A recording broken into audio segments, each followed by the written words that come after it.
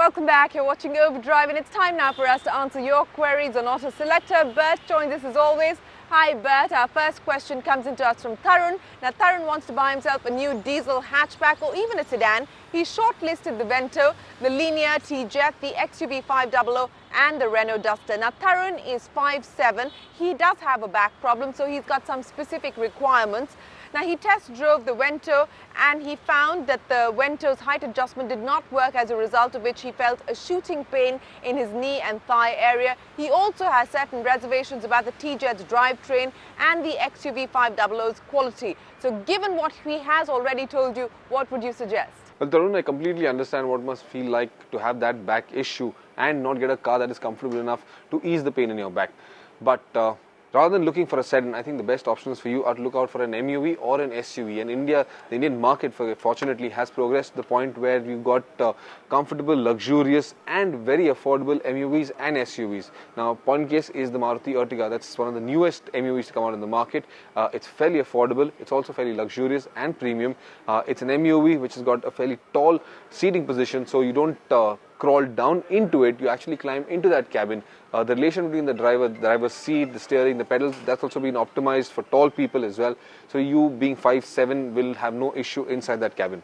On the other hand, you have the Renault Duster, and well, the Duster also is a fairly tall SUV. You actually climb up and into that cabin.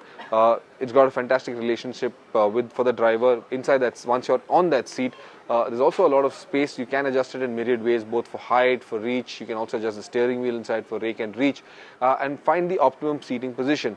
You, with your back, should have no problem in either the SUV or the MUV. But that is where you need to make the choice, whether you want an MUV or you want an SUV.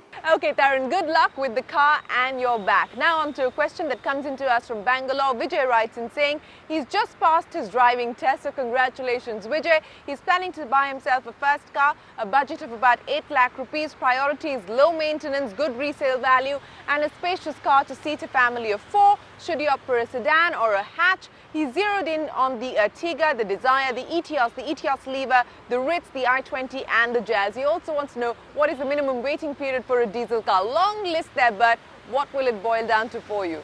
Those of you looking for a diesel car, I do sympathize with you because, well, the demand is just so great. You're going to have to wait probably for a few months just to get a diesel car at the moment. But as for your choices, what you're looking for, the Ertiga, well, it's a fantastic city runabout. There is a lot of space inside that cabin. You can seat 4 or more if you choose to do so. It's got brilliant engine packages, both diesel and petrol. They're very competent, highly fuel efficient, and of course, great fun to drive. You've also got a very competent handler. It's a very stable and agile MUV, which is a lot of fun to drive both in the city or on the highways. However, you've got a fairly large budget to play with. 8 lakh rupees is a lot of money. You could definitely look in for the Honda Jazz, which is a brilliant hatchback, I must add. It's very spacious inside. 5 people can be seated comfortably, and there's a lot of space in addition for luggage as well. It's got a contemporary cabin. It's got all the features, comfort features that you would ever want. It's a very dynamic hatchback. It's got great ride quality. The engine option is just fantastic.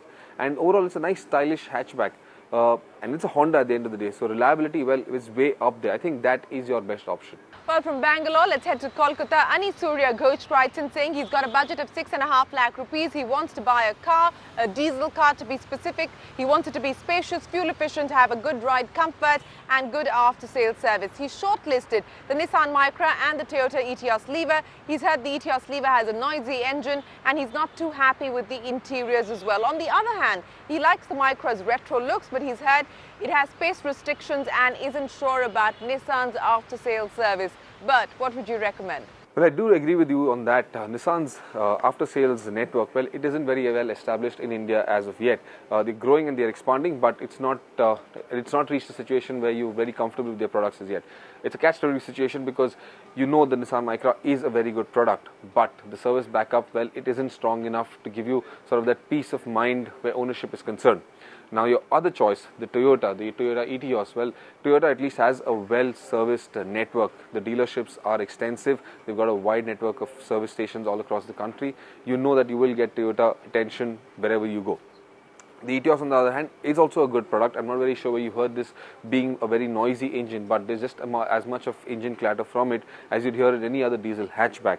The interiors also may not be very upmarket, they may not feel very premium, but it just does the job, and that's what the Etios is supposed to do. It's supposed to provide you a car at a price, but an honest to goodness price that you can live with comfortably.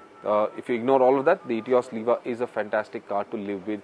Whether it's your first car or whether you want to use it in the city or out on the highways. Well, with that, it is time for us to wrap up Autoselector for this week. Remember, keep those queries coming in. We'll get Bert to answer all your questions right here on Autoselector.